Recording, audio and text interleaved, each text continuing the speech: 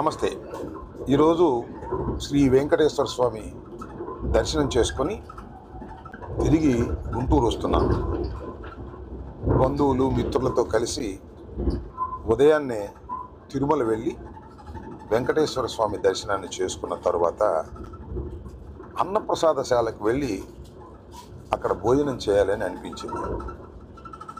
ఆ తర్వాత సుమారుగా 1 గంట ప్రాంతంలో అందరం కలిసి అన్నప్రసాదశాలకు వెళ్ళాం. అక్కడే భోజనం కూడా చేశాం. అంటే భోజనం అనడం కంటే అది భగవంతుని ప్రసాదం. చాలా అద్భుతమైన భోజనం, అది చాలా రుచికరమైనటువంటి భోజనం. ఆ భోజనశాల ఎంతో నీట్గా మెయింటైన్ చేస్తున్నారు, హైజీనిక్గా ఉంది.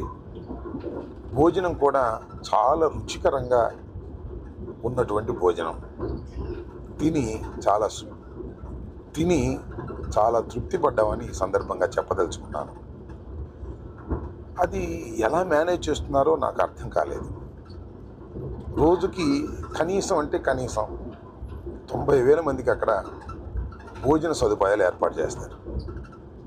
సరే, ఇంకా కొన్ని సందర్భాల్లో, ప్రత్యేకమైన సందర్భాల్లో, బ్రహ్మోత్సవాలు ఇంకా రష్గా ఉన్న సందర్భాల్లో 1,30,000 నుంచి 1,40,000 వరకు కూడా భక్తులు భోంచేసేటటువంటి అవకాశం అక్కడ ఉంటుంది. చాలా సందర్భాల్లో అలా భోజనం కూడా చేస్తున్నారు.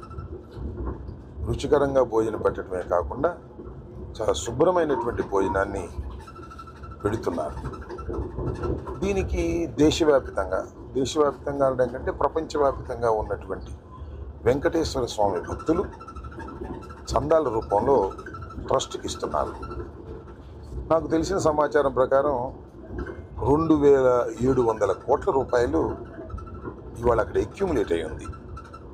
దాని వడ్డీతోనే వీళ్ళందరికీ కూడా భోజనాలు పెట్టేటటువంటి పరిస్థితి అక్కడ ఉన్నది అని తెలిసి నేను చాలా ఆశ్చర్యపోయాను.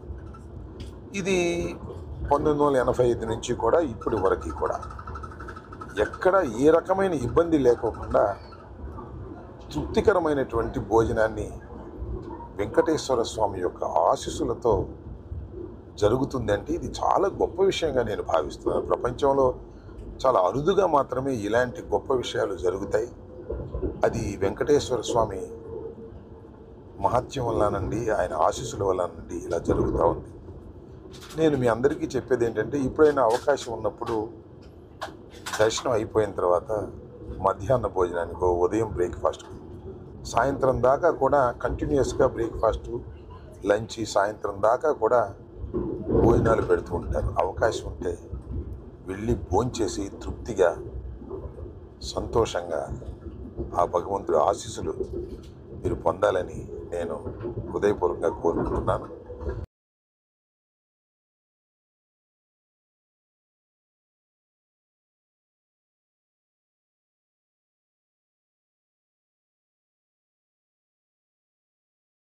నేను కుటుంబ సమేతంగా వెళ్ళి భోజనం చేసి ఆ ప్రసాదాన్ని స్వీకరించి చాలా తృప్తి పడ్డానని ఈ సందర్భంగా తెలియపరుస్తున్నాను.